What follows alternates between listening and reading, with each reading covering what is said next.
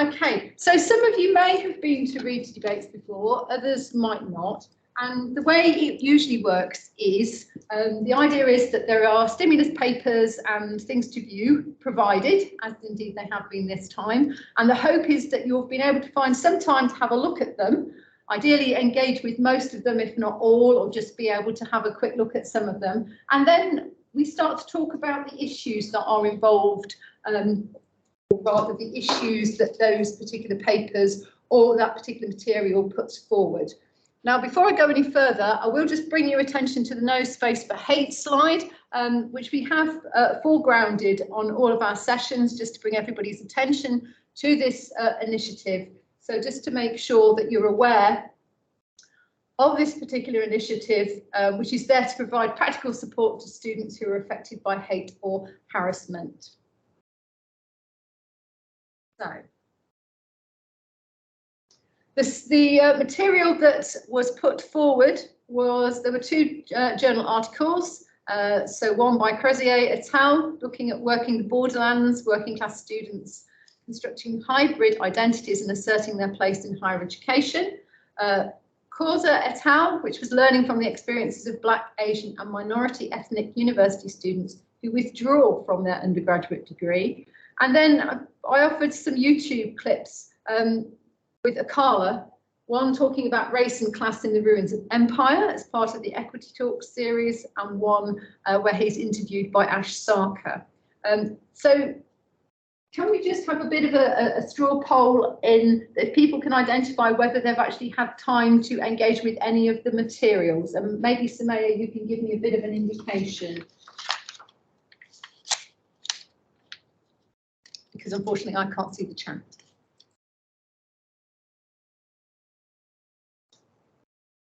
Okay, thanks. Rachel's looked at the videos. Brilliant.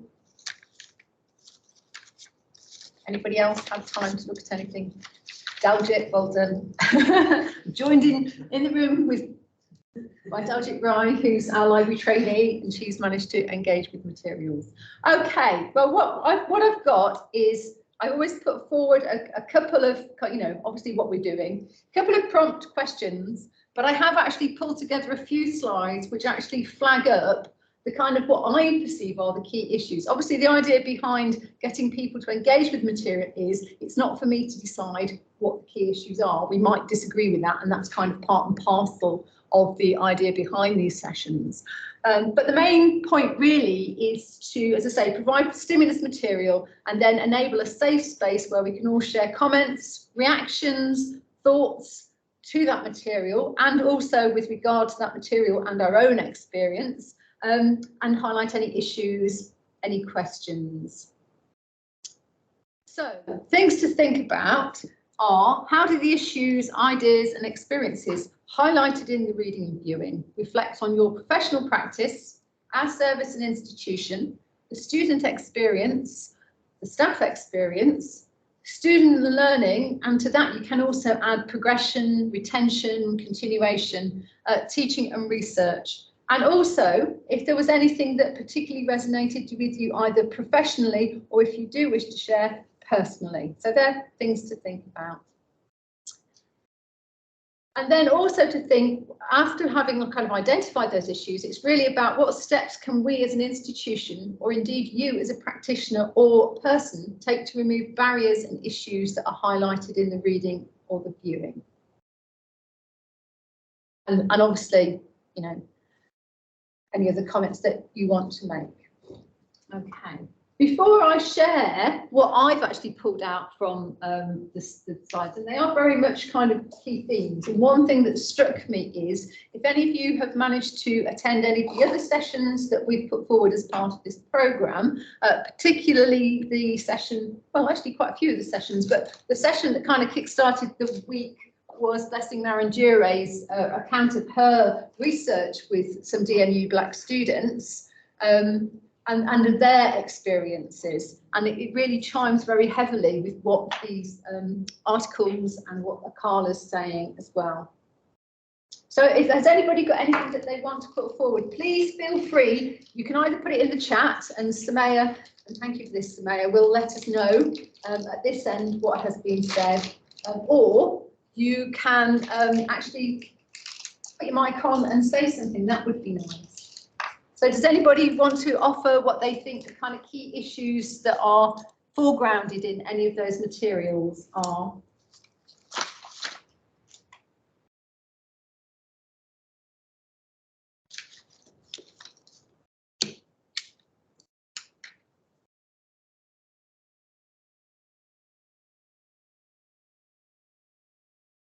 Oh, that's the transcript. Yeah. I really enjoyed the first journal article, the working. Well, I just asked, sorry. Dowdit's speaking up at this end. You might have to come over. Oh, and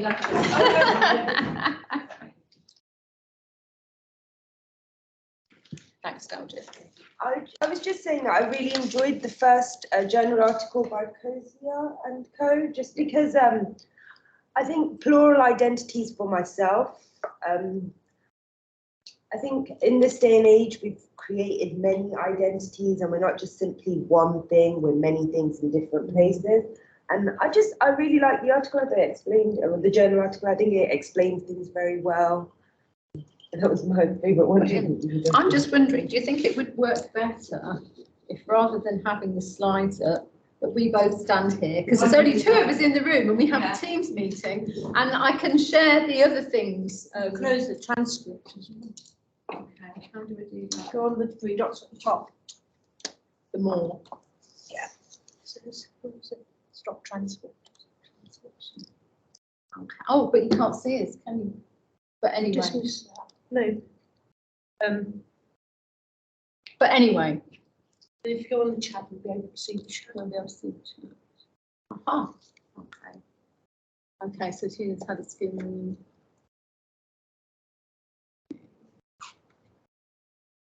Ah, and Rachel's looked at the videos. Brilliant, Rachel. Thank you. Okay.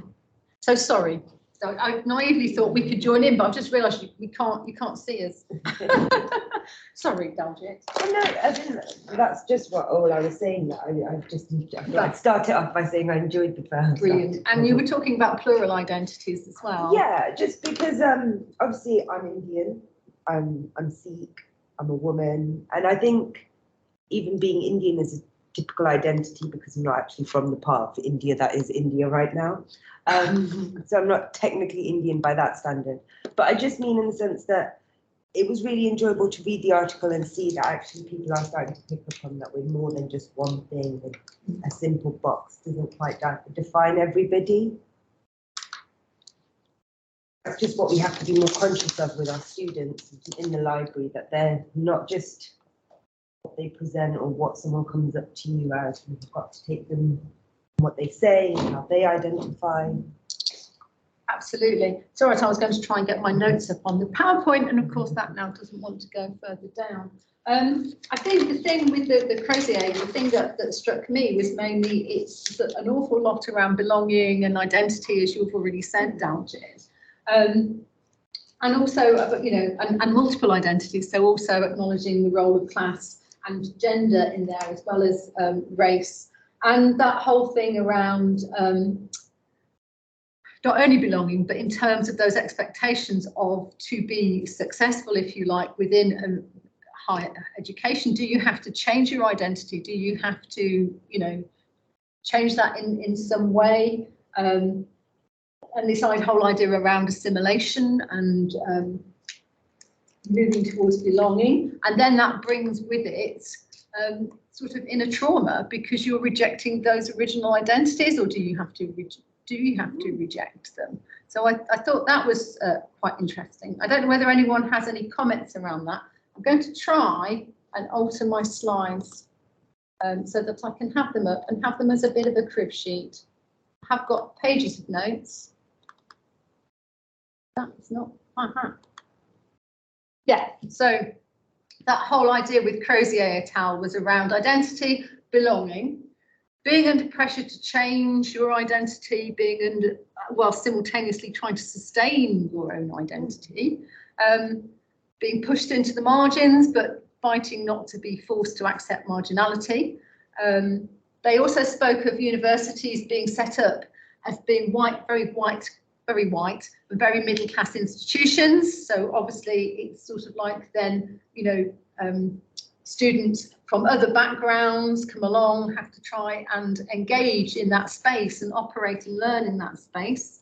There was some talk around the language as well, and the education for a lot of our students does not necessarily provide them with the language that is the language of the predominant class within the institution, and that perhaps where that is learnt is actually within the family setting. So there's a lot of students that do not have that background. So then there's a hurdle to be overcome there, and points out this whole thing around potential pain that's caused by feeling that you have to shift an identity versus fear of identity loss. Does anybody have any comments to make around that? I can jump in, Kay, if you want, because I was Thanks, putting. Maya, please do. Yeah, yeah, thanks. Pretty much back to what you were saying. Agree with all of that about the identities, and for students, this need to sort of change their classed and racialized identities, and particularly what was really interesting for me was code switching their identities, but within their linguistic identities as well. So a lot of students talked at the university being a very middle class institution.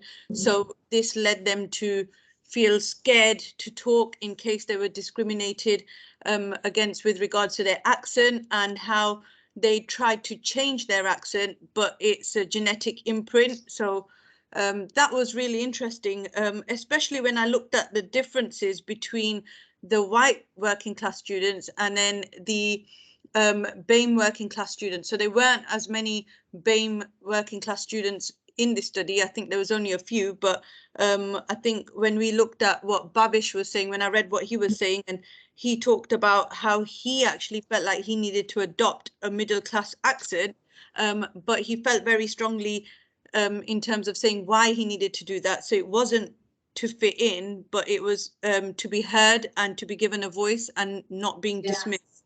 So yeah, that really stood out for me. That is really interesting, isn't it? Yeah. That's the driver, is that in order to have a voice, you have to kind of correspond with those sort of major expectations, if you like, with the predominant class and the predominant kind of mores and cultures of that particular group of society. Because without that, you're not given voice, or you're not listened to, because you're not taken seriously enough. And then I'm just thinking around that, there's layers of research around it. It's not only about being taken seriously enough, there's also attitudes towards kind of implied intelligence or education from an accent. So it's really quite a powerful space, isn't it, that? Mm. Yeah, and also what else was really interesting was how Babish talked about what working class means to different people. So he said that it means it's very different for white working class people as opposed to what he feels he defines as, you know, being classed as working class. So again, it's different for different ethnicities. So yeah, that's kind of what I took away from that. Yeah. And in a way, something that kind of sparks from that, I'm just thinking of something with one of the interviews with Akala, and he was saying about those kind of the expectations of behaviours, as well as sort of cultures and way of speaking and identities of different groups of society. And so there's that group's own expectations, but there's also this kind of media narrative that goes alongside of that. And he was talking particularly within his experience within the Black community, and things like it's not cool to be intelligent, or it wasn't cool to be thinking of doing certain professions. So by kind of taking on that, he saw that as kind of fulfilling the media's negative narrative. So that I think what you were just saying, Samaya, around that idea of what it means to be working class is different for different ethnicities. It's also that perception then as well, isn't it? And the perception of others of that class, and then how that actually affects not only the space that you have and the space for your voice to be heard, but the experience and opportunities that you have as well. I don't know whether anybody wants to comment anything around that. We've got a few comments. Rachel's made a really important point. Rachel, do you want to, I don't know if you want, do you want me to read it out, or are you happy to jump on the mic? Whatever's comfortable for everyone. I can read everyone's comments out if that's what everyone's happy with. I'm happy to jump on, Samaya. I've made a couple of points. One was the first one was in response to something Daljit said about kind of multiple identities, and I was just sort of talking about the identity of disabled, and how that's quite a difficult identity to take on board, and a lot of people, although they might in legal terms have a disability, would not choose to adopt that identity. And then in relation to the later points that were being raised, I work in individual sessions with students doing study support, and very often they talk a lot about having to kind of take on a new voice, a kind of university voice when they're writing, and they kind of perceive that writing in their authentic voice, how they would say things, is not acceptable at university, and so that adds an additional layer to them in their difficulties in writing that are caused by their disability, really, that not only are they kind of navigating that, but they're also having to change who they are or who they're speaking as when they write. Yeah, I think that does kind of chime again, with what we're saying. And I'm just looking at the kind of themes that I've drawn from the Kauser et al. Article, which focus very much on students withdrawing from HE and looking at why that was. And part of it, again, is around this kind of, I don't know, having to take on board new identities, new ways of doing things, what you were talking about with, almost having to adopt a new voice and cultivate a new voice, even in the written form. It's another avenue to navigate, isn't it? And reasons for withdrawing from HE that have been highlighted. We have academic issues. An interesting one that they just said, well, does anybody even care? And I think that was something that again came out of Blessing's research from the focus groups that she did with some of our Black students, and they were kind of saying, sometimes it does kind of make you wonder, does anyone really care whether I engage with this or not? And it's almost like that could then feed into me thinking, well, do I care? Have I got the energy for this anymore? So that's quite a kind of worrying factor there. Balancing part-time work with HE, which I'm sure a lot of you who teach, lecture, or even in professional services, we realise the pressures that then puts on our students in terms of, well, not only doing work and research, but sort of making meetings and lectures, etc. Something around family perception and maybe some family pressures. I don't know, it could be that you've been persuaded to do a certain kind of course when that might not necessarily have been your first choice, because that would lead to a good job and a good standard of living. Importance of social integration, and again that was certainly sort of supported by the work that Blessing has done, as well as it's supported by quite a lot of the literature.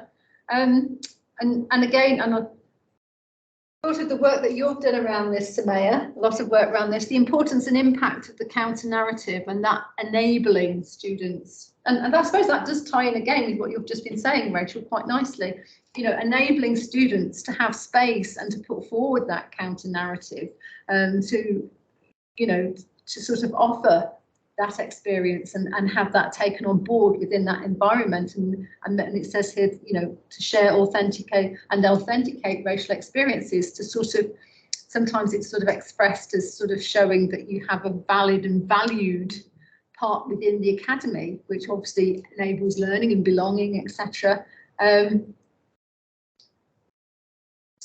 they also talk about key factors leading to withdrawal from higher education, are around kind of, institutional, so engaging in those very white, very middle class systemic, and the systemic racism which is inherent within the institution, those kind of experiences, academic learning, personal, structural, social, cultural, and also talking about policy dynamics there, particularly, the ones in red were the ones that were seen to have the major impact on students of colour. I mean, does any of that chime with the experience of people in the session?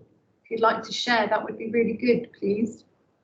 Laura's made some really good comments. I think it might be useful if Laura wants to maybe just say it aloud. I know you can't read the chat, Kay, but Laura. Hello, sorry, I've just managed to lose all my buttons. Yeah, so everything, you know, I find it, I'm a lecturer and I am talking to students about how they do change, how they present themselves in writing, in written work. Yeah. So it is quite, it's obviously difficult, and it is a reaction. And some of the kind of rules of academic writing, as soon as you know them, you can ignore them. But if you don't know them, then it just, you're not ignoring it, you just don't know it. So it is, I think it's challenging. I definitely think it's challenging. I come from a background of teaching for these skills, so teaching academic writing at university. And then I'm a speech therapist now, and we think a lot about identity and self in authentic voice. And a lot of our students are told, well, there were, at the moment, it's a white student, but she's got a very strong Bolton accent, and everyone's going, we can't be. Even the other students are really mocking northernness. It's like, oh my God, you people, you've got to kind of get with the program, really, because you can't be judging people on their accent and judging their intelligence on their accent. So yes, it is, you know, I'm doing my best in my small way to kind of have the conversations, but then I have just been writing on someone's dissertation. This is too chatty. It comes across as not as vague. I mean, it is a bit vague. I mean, it isn't probably the chattiness is probably the less of the problems, but I think if she addresses the chattiness, she might address the vagueness. That's my hope. I think it's all right. I'm just thinking, I think this was something from one of the other sessions in the week, and talking about that whole thing around academic writing and that it has to be learnt. It's also made me think of something in the Crozier et al. Article, where they say that education systems rarely gives working class students of colour practical and informal mastery of language and culture, and that I think you mentioned this earlier, and this idea that it's only acquired in the dominant class's family. So again, it's about, you know, turning up at university and you haven't got that language and maybe those skills. And I know that then we're turning that round, and, you know, that's where the deficit model came in, and we've moved away from the deficit model very much. But it's about then how do we pull that in? So if we are able to bring in those counter narratives, and then maybe we lead sort of more gradually into the academic ease and the academic way of writing. So perhaps, I don't know, can we say, yes, we can have more of that authentic voice in the first instance? Because actually, one of the big problems, I think, quite often, is also around that analysis, isn't it? And that criticality. And in order to be able to develop that, you've got to develop your voice. So if you're being told that your voice isn't kind of good enough, or it's not the right kind of voice, when you're layering on top of that this idea of then also having to, you know, come up with some major analysis and criticality, it is quite difficult, isn't it? Definitely. Sorry, my students are doing an online exam and somebody's having trouble, so I've just got to go. Sorry. Oh, right. Okay. Well, thank you for joining us anyway. Hi, Samaya. Does anybody else want to comment on that idea that, you know, that maybe enabling that counter narrative kind of opens up the space, and not only is it about belonging, but perhaps it's also about, you know, enabling that development of different ways of looking at it, as well as sharing and having, you know, your voice heard. That then that means we can, you know, we can develop further later on. Or are we looking to turn things completely around and, you know, we enable counter narratives, and we're moving towards that we have to acknowledge different ways of expressing things? I think on a personal note, I actually did drop out of my second year of the first degree I did. It was radiotherapy and oncology, and I just felt like the amount of placements I was doing, I was dealing with racist patients when you're trying to do a job. And I didn't feel like I didn't have enough support, but also I had my mother had died not too long before. So I had a lot of like family issues, and also I was working in this does anyone care moment. It does strike. I didn't think, for me personally, it wasn't the academic rigor that I struggled with. It was being 18 and being alone and going to a different city and studying something. And also now I'm much older, that if someone said these things to me, I wouldn't go in a room and cry. I'd say something. Or I'd be able to say something eloquently rather than angrily, as I would have done. You feel a bit more. And I think for young people, there is a lot of support that is now available that wasn't in 2008 when I dropped out of my degree, which is good. I'm 14 years later, there should be support for them. But I get what you mean by the academic learning, that for some students, if they feel that they're behind, they just feel like it's not what they wanted to study. And I didn't, and actually it put the dropping out of radiotherapy and oncology meant I never went back. I never went to look for allied health professionals. I knew I never wanted to work in the NHS. Like, it put me off, but it put me off earlier. And we know plenty of people who finish their degree and then don't use it. So it's a issue. But maybe it's also more about that being able to bring your whole self. It's that kind of concept, isn't it? Does anyone on the chat want to say anything? Do you want to add anything to those ideas? Or maybe anything from your experience with students?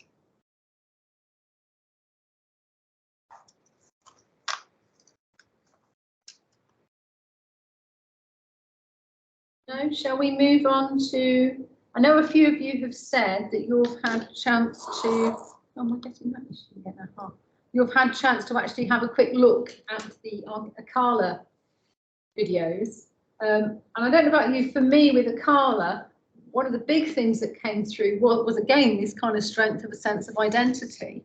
You know, when he talks to Dr. Bob, he talks about having been to Pan-African school and how that enabled him to kind of ignore the negative narrative, you know, that sort of went on in the background, within school, within the media. Talks very much about the importance of history and also of knowing your own history and culture. And that again, of course, raises that whole issue around, you know, what history is taught in our schools and how much history is ignored and how important it is that, you know, the kind of openness of the history, the whole kind of colonial history is taught, and the experience of people of colour within Great Britain and the presence, etc. I think it really shows how much of an underpinning it gives you as an individual, perhaps, and you know, and it's that kind of recognised value in a way, isn't it, and place in society. And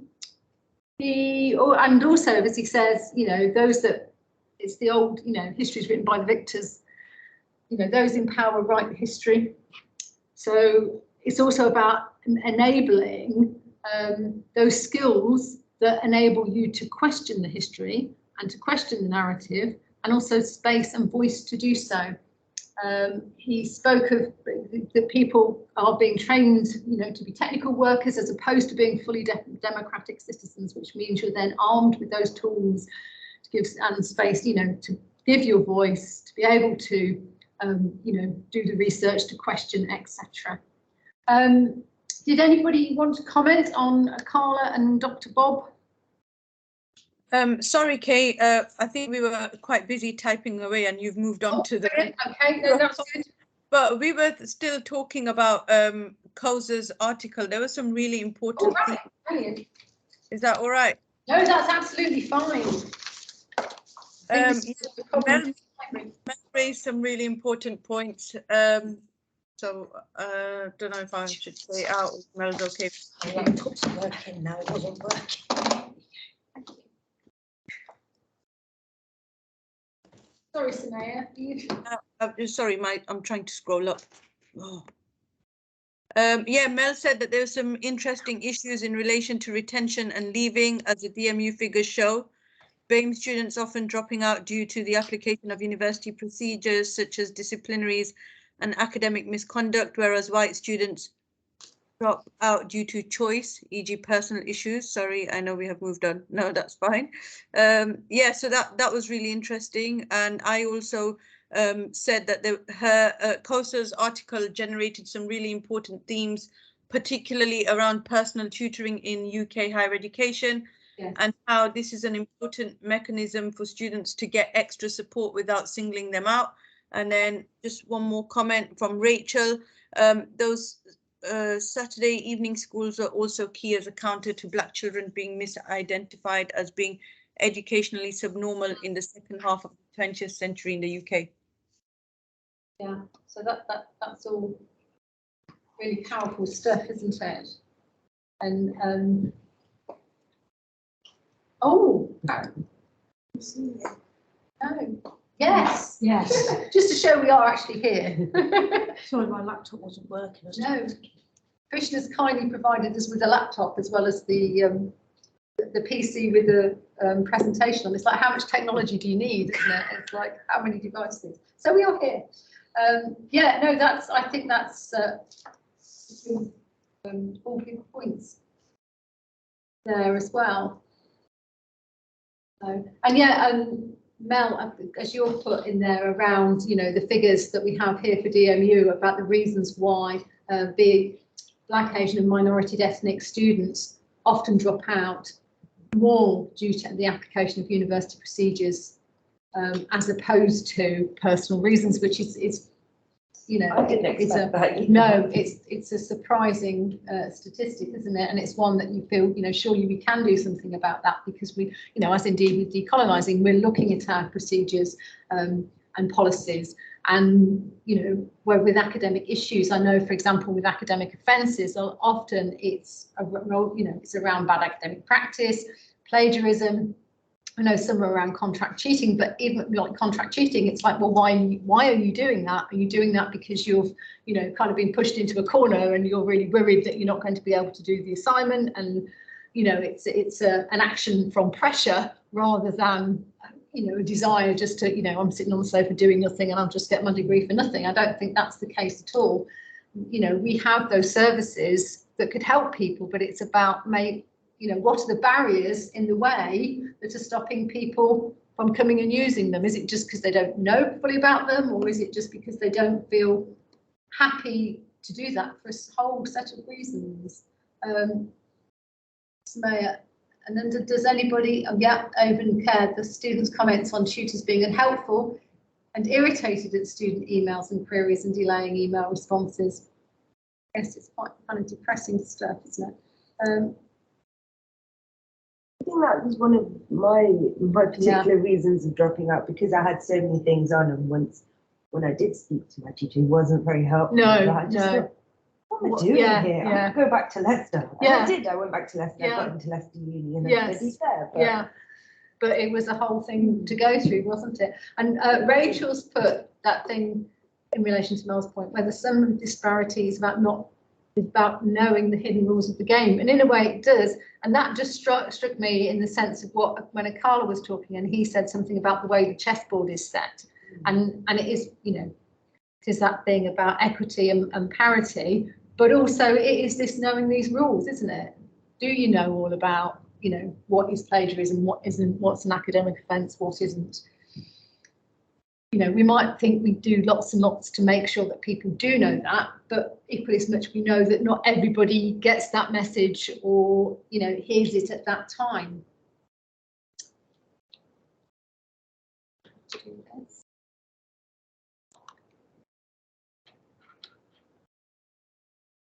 Yeah, so I don't know whether has anyone got any other comments on that? Bad academic experience students, sensing tutors aren't interested in them. Yeah, it's just a job. And also an assessment how students perform better in coursework than exams. Yeah, so it's all things that, well, that we're looking at through decolonising, aren't we? But they are all things that need looking at. I think for students, they don't always understand how much pressure the academics are under, but then the academics can't always say, like, I've got a lot of things to do as well. I think having worked in a university, I get to see a bit more of what's happening behind the scenes a little bit. Well, that's right, and maybe that would be a good thing. I mean, obviously we can't do it so that everybody gets the chance to see what's happening on the other side, but and not just in knowing what happens on the other side and what services are available, but also in that, just again, you know, mixing with more people, with other people, it changes our staffing profile as well, which I think is, you know, a good thing. I need to verify and read again, but it was more like perception. I don't know what that question was. And I mean, Melanie's put up the interesting points, is that we know that Black, Asian, minority ethnic communities are more likely to live in overcrowded housing, more likely to be experiencing poverty, more likely to have to work, and more likely to experience health inequalities. So it's all likely to impact on retention, which of course it will do. All of those things will impact on your, you know, on how and how you possibly can, or in fact that you can't participate either fully or partially, or in various ways. Yeah, absolutely. The article did state that students of colour are most likely to be employed during HE. Would anybody like to make any comments? We are following the chat, but Tina, it says you're typing. If you're typing in the chat, would you like to sort of leap on the mic and talk to us? Yes, please. Yeah, same. Thank you. I was just going to say, I found it really interesting in the article. I forgot the name now. The second article that you've referred to. Yeah. There was a reference to a sense of students feeling as being a minority population, so in a white majority classroom, that they're less likely to contribute or, you know, give answers. And in my personal experience at both undergrad and postgrad studies, where the type of courses I've done, there has been modules that are very much about race and inequality and Black perspectives, that has been the case, that you're really getting white students contributing, which is good and helpful, you know, for everybody to be on board with these things. But where actually I've experienced twice Black lecturers encouraging Black students or students of colour to make contributions about issues around Black perspectives and race. And I think it's also interesting to think then that how that links in with what's happening, for example, what was said, you know, about DMU and why students are withdrawing, and that, because it points out that that lack of a sense of ability being able to contribute will make a student inevitably feel less integrated and give them less of a sense of belonging. Therefore, they're less able, maybe, or they feel less comfortable asking for support and help. And it all obviously interlinks, isn't it? But I think it's interesting considering how there can be more effort and work put into kind of getting students interacting and feeling more comfortable to interact in classes and with their course. Yeah. And then that translates also to that whole, you know, the support services. So if you're feeling that you haven't got the space or the voice within the classroom, how do you then go over to support services, who will look on the whole very much like the, you know, the majority of the people in your, not always, but in your classroom. It's proper, you know, certainly within the library, the majority white staff, not all, but again, you've then got to overcome that hurdle. You know, is that then a space that then isn't comfortable, you know, to seek help? Or do you feel as though, you know, again, it's this thing that the students, and I think all students do this, that they come to university and it's almost, you feel that you should know it all already, or you should have all those skills. And if you don't have those skills, then it's because, you know, there's something wrong with you, rather than you just simply haven't learned them yet. And you're not expected to learn them yet. You're here to learn. So does that then stop people asking for help and support? Rachel.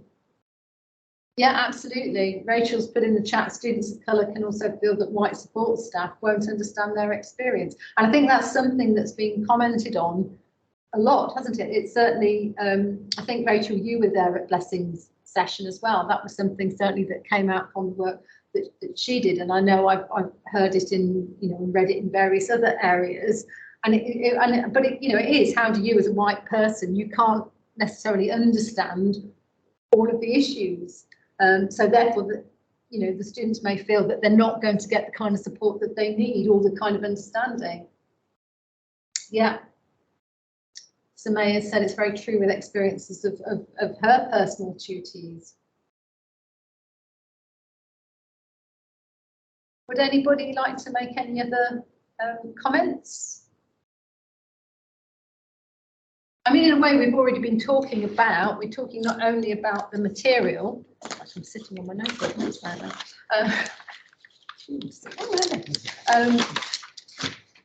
that we're talking not only about material, but we have started to think about, well, what does that mean for us in practice?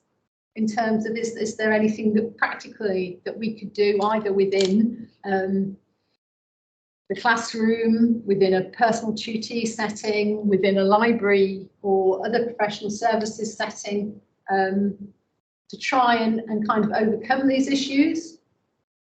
Can I say something, Kay? Yes, of course you can, do, please.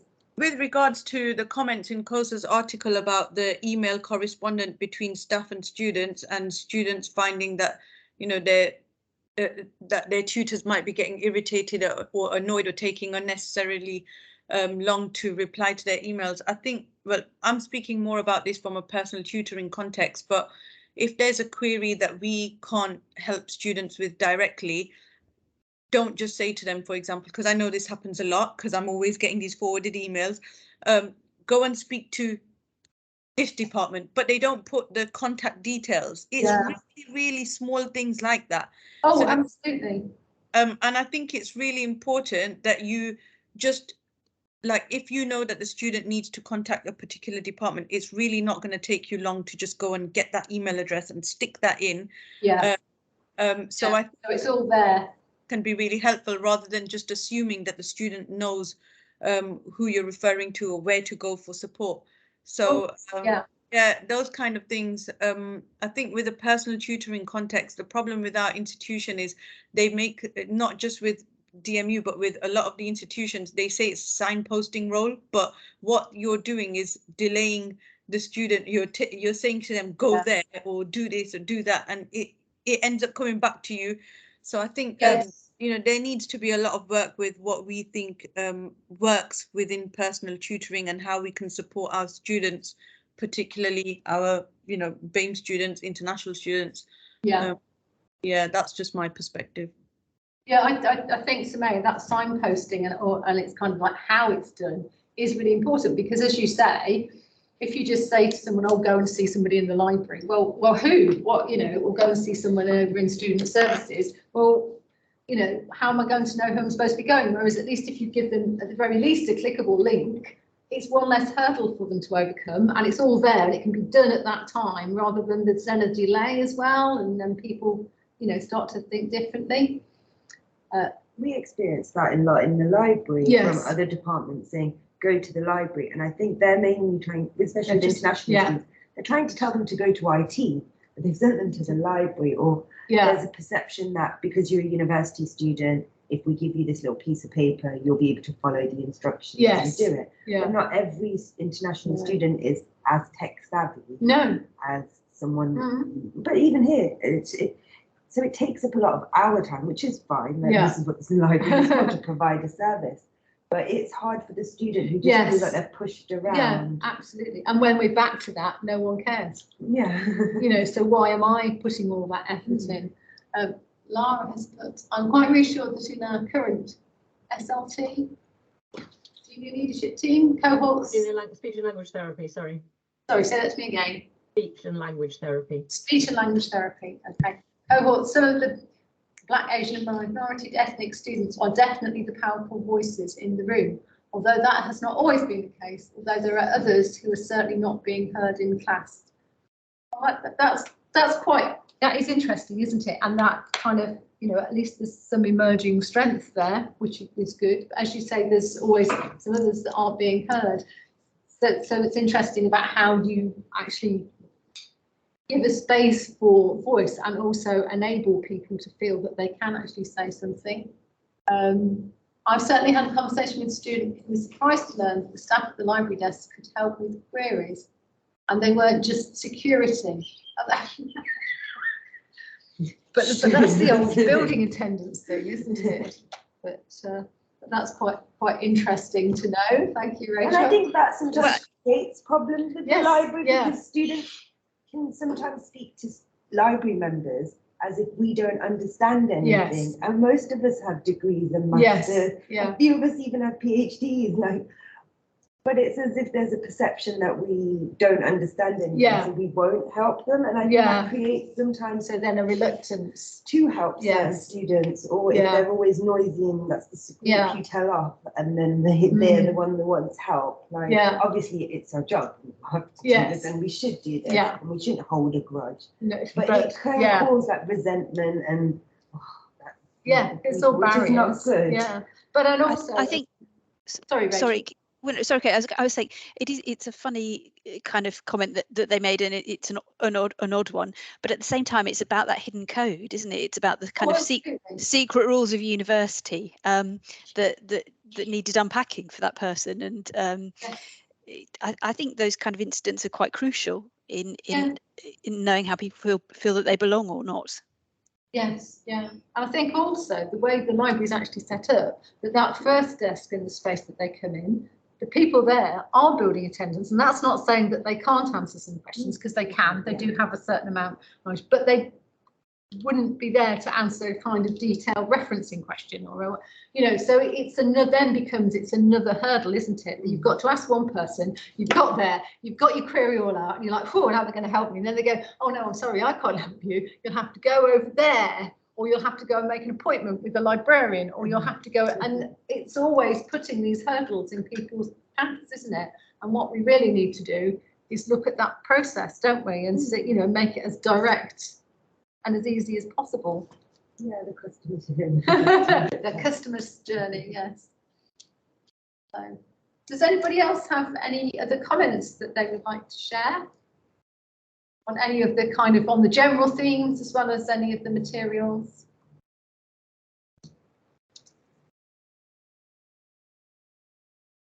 No? Well, I think if no one has anything else that they would like to comment on, I think we can say thank you very much for all engaging with the discussion. It's certainly been very interesting, and we've also managed to identify some kind of practical examples, not only of the issues, but also there are some positives threaded through there. So, for example, Lara's talking about students in her class finding more powerful voices. Hardy's going. Thank you, Hardy. Okay, so Lata, yes, I can certainly share the links to the resources with you. Thank you. So I think all that remains then is to say thank you very much for attending. It's been an interesting and useful session. Enjoy the rest of your day and have a good weekend.